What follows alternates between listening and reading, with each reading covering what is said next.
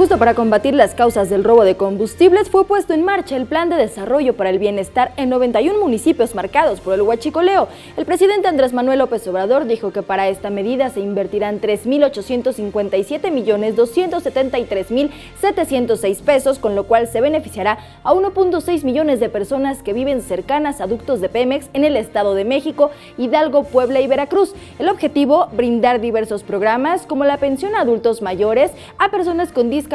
y otorgar becas y recursos para jóvenes. Escuchemos. Se van a atender con el propósito de que la gente no se vea obligada por la pobreza, por la necesidad, a llevar a cabo prácticas de recolección de gasolinas y de otros combustibles que, como lo hemos visto desgraciadamente,